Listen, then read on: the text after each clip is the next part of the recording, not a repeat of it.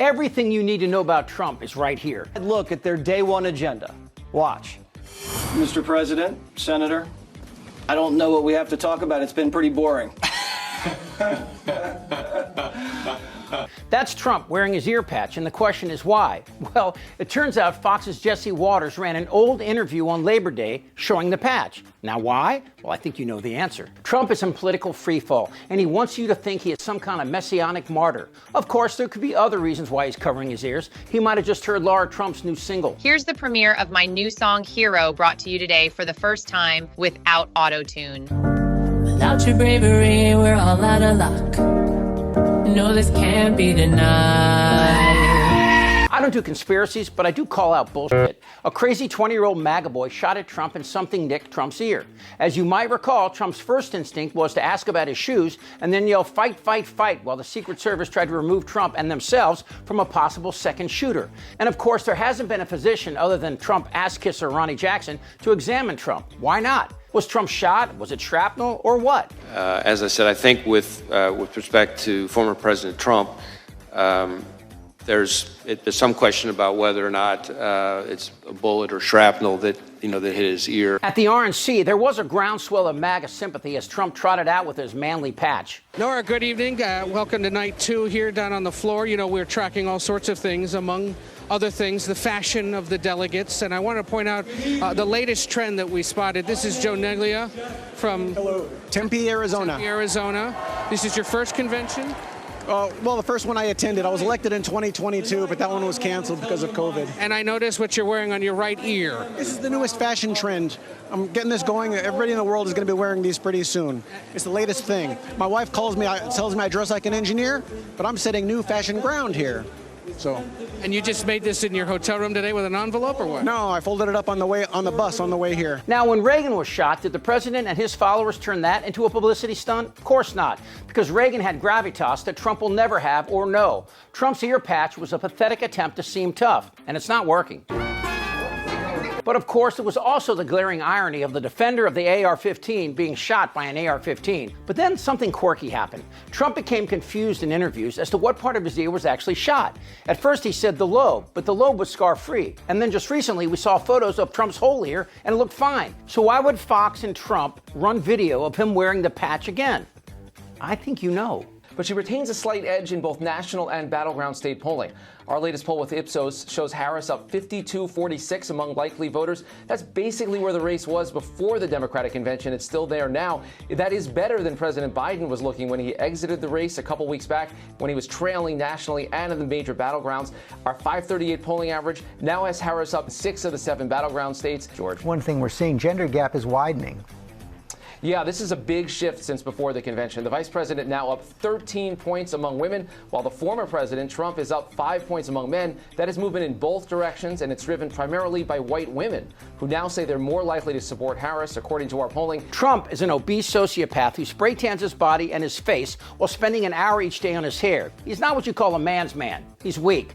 So to take this scratch and pretend he's a war hero, and for the record, I like heroes who weren't shot in the ear, well, it's interesting. This is the struggle for self-worth. You write, I came to see Trump's embrace of Duterte and his berating me in the hotel room and the beast as connected to his struggle for self-worth. If he was accepted by strong men like Duterte, Putin, and Xi, he might convince others, and especially himself, that he was strong. Well, I mean, there's a certain fragility in his ego, and I've been a student of presidential character, and so I came into the job, having written about how and why Vietnam became an American war, and I was determined not to do that, not to give the president the advice he wanted. And if he didn't like it, I would get used up. And I was at peace with that. And that part of the story is during a long trip to Asia, where the president, kind of lost his patience and lost his cool with me. And during that conversation, I said, hey, listen, Mr. President, listen, I'm doing the best job I can for you. Whenever you want to let me go, replace me with somebody else, I am completely fine with that. And I think that's a point where he recognized he wasn't going to have really control over me. And I think that may have angered him a little bit more. Remember during COVID, after returning to the White House, Trump ripped his mask off? He tried so hard to appear manly. He failed. He's terrifically weak and desperate to be strong, but everything he says and does reveal his weaknesses. I don't know if I'll do the fighting myself or if other people will. I don't know why this kid tried to shoot Trump, but it didn't take long for Fox, Trump, and even Republicans in Congress to suggest that Biden was behind it, despite the fact that the 20-year-old's bedroom was full of MAGA gear and he had written extensively of his love for the fat orange one. Republicans, though, went all in on conspiracy. I said that the Democrats would stop at absolutely nothing. They've tried to impeach him. They've tried to take him down. They've tried to break up our family. They've tried to bankrupt us. They've sent every subpoena at us. And I've said on this show before, I wouldn't be surprised if they tried something even worse, alluding to exactly what happened just over a week ago from today. And I was right. Now, that's a son who isn't known for being all that sharp, so it might explain his lunacy. But when members of Congress get in on it? Several Republican members of Congress have directly blamed President Biden, the Democrats, and the media for the assassination attempt. They claim it was the result of overheated rhetoric about Trump and part of a campaign to jeopardize his safety. So, for example, Georgia Republican Congressman Mike Collins posted, quote, "Joe Biden sent the orders." And Trump campaign surrogate Nick Adams posted on social media, quote, "Joe Biden's rhetoric is directly responsible. There can be no discussion. This is a fact." And then right-wing journalist Sean Davis wrote that, quote, "Deranged Democrats knew Biden couldn't win, so they incited one of their toadies to try and take out his opponent." And that was before Biden dropped out. So now it's Harris? What other tricks do they have in their hat to try to make this guy seem tough? But you're not that way, darling. And while Trump is losing in the battleground states that he once led, Republicans are freaking out. They're attacking Walz's 24 years in the military, calling him a fraud. Fellas, you do know your guy dodged Vietnam with imaginary bone spurs, then mocked a real war hero? Then Trump called those killed in battle suckers and most recently busted into Arlington National Cemetery, pushing people around so he could make a campaign commercial about loving dead soldiers? Come on. One thing Trump is not talking about, new blistering revelations from his former chief of staff, John Kelly. In a statement to CNN, Kelly confirms long-standing allegations that Trump called prisoners of war suckers. Compare him to Harris. When it comes to toughness, she's a former prosecutor and he's a convicted felon. Not even a tough guy felon. Trump stole papers and sent other people to fight. One-on-one, Harris could grab him by the, well, you know, while he whined like a little bitch. Whoever heard you get indicted for interfering with a presidential election where you have every right to do it?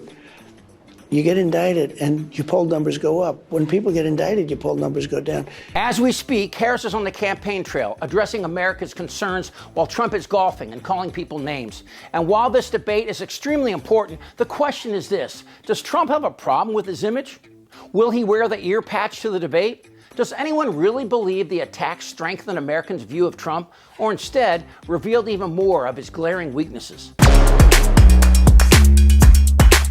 Right after the shooting, Trump yelled, "Fight, fight, fight." But does anyone believe Trump has ever been in a fight, and especially in a fight with this formidable of an opponent? While Trump disparages our military, the suckers and losers he so obviously disdains, Harris is putting on the gloves. And every day, the country is shifting to her side. Next week, when that bell rings and they step into the ring, it won't be Kamala who's wearing diapers. Damn right. I'm ready. Let's go. This isn't their Republican Party anymore. Trust me. Shut the fuck up, Donnie. Who's with me? Oh, yeah, the lie. Indictable. Out of sheer morbid curiosity, I'm allowing this freak show to continue. I don't want to talk about this stuff. Am I wrong? Yes. Tick-tock. You're in a lot of trouble, Donnie. I think he's crazy. I'm Chip Franklin.